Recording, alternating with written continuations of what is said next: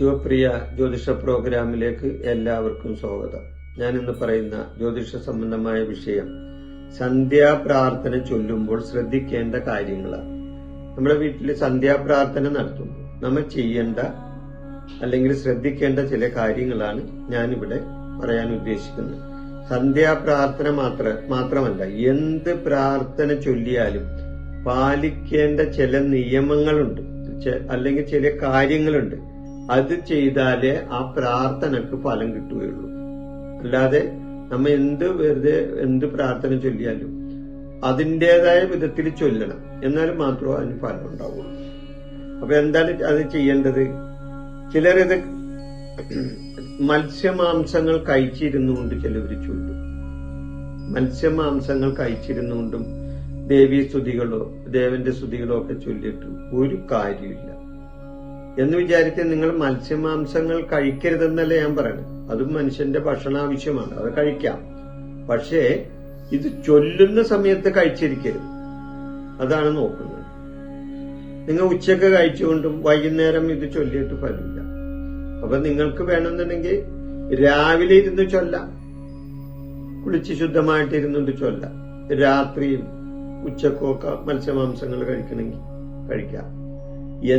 എന്താണെങ്കിലും ശരിയാണ്, ഇത് ചൊല്ലുന്ന സമയത്ത് നിങ്ങൾ മത്സ്യമാംസങ്ങൾ കഴിച്ചിരുന്നുകൊണ്ട് ഈ ദേവീ സ്തുതികളും ദേവന്റെ സ്തുതികളും ഒന്നും അതേപോലെ ഒരു പ്രാർത്ഥനയും നിങ്ങൾ ചൊല്ലരുത്. ചൊല്ലിയാൽ ഫലം കിട്ടില്ല എന്നാണ് എനിക്ക് പറയാനുള്ളത്.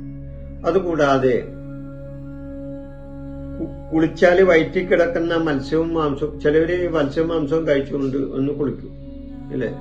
ചിലവർ ക്ഷേത്രത്തിലൊക്കെ പോകുന്ന ഉച്ചക്ക് മത്സ്യമാംസവും ഒക്കെ നല്ലപോലെ കഴിച്ചിട്ട് വൈകിട്ട് ക്ഷേത്രത്തിൽ പോകാൻ നേരത്ത് ഇത്തിരി തലയിൽ വെള്ളം ഒഴിക്കും, അതായത് കുളിക്കും. അപ്പൊ മത്സ്യമാംസങ്ങൾ കഴിച്ചിട്ട് അത് ദഹിച്ച് തീരണ്ടേ? നമ്മുടെ ശരീരം ശുദ്ധിയാണ്ടേ? ആ ശരീരം ശുദ്ധിയാണെങ്കിൽ നമ്മളുടെ വയറ്റിലുള്ള ആ മറ്റ് അവശിഷ്ടങ്ങളെല്ലാം പുറത്തേക്ക് തള്ളിപ്പോണം ഇല്ലേ. നമ്മ മലമൂത്രാദി വിസർജനങ്ങൾ കഴിഞ്ഞ് കുളിച്ചു കഴിഞ്ഞാൽ അത് ശുദ്ധിയായി ഇല്ലേ. അപ്പോ ഉച്ചക്ക് മത്സ്യമാംസങ്ങൾ കഴിച്ചുകൊണ്ട് കുറച്ച് വെള്ളം തലയിൽ കോരി ഒഴിച്ച് കുളിച്ചെന്ന് വരുത്തിയിട്ട് ഇരുന്ന് പ്രാർത്ഥിച്ചിട്ട് ഒരു കാര്യമില്ല.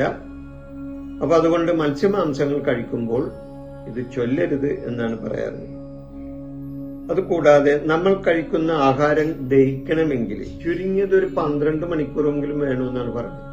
ചിലവര് വരെ 3.5-4 മണിക്കൂർ ഉണ്ടെങ്കിൽ നമ്മുടെ ശരീരത്തിലെ അത് അവശിഷ്ടങ്ങൾ ദഹിച്ചു തീരുന്ന പറയുന്നത്.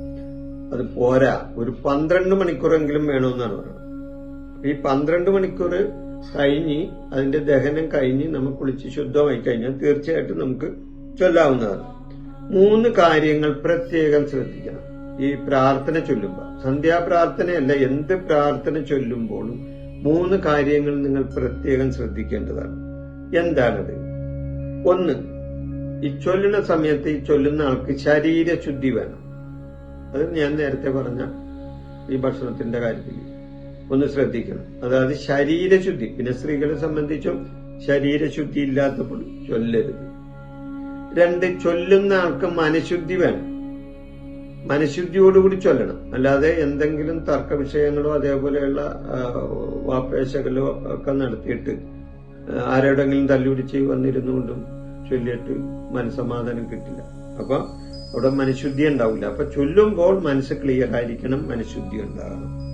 3ാമത്തെ കാര്യം സ്ഥലശുദ്ധി ഉണ്ടാകണം. നമ്മെ എവിടെ ഇരുന്ന് ചൊല്ലിയാലും ഒരു കുഴപ്പമില്ല, പക്ഷെ ആ ചൊല്ലുന്ന സ്ഥലത്ത് ശുദ്ധി ഉണ്ടായിരിക്കണം. നല്ല ശുദ്ധിയുള്ള സ്ഥലത്തിരുന്ന് ചൊല്ലാൻ പാടുള്ളൂ.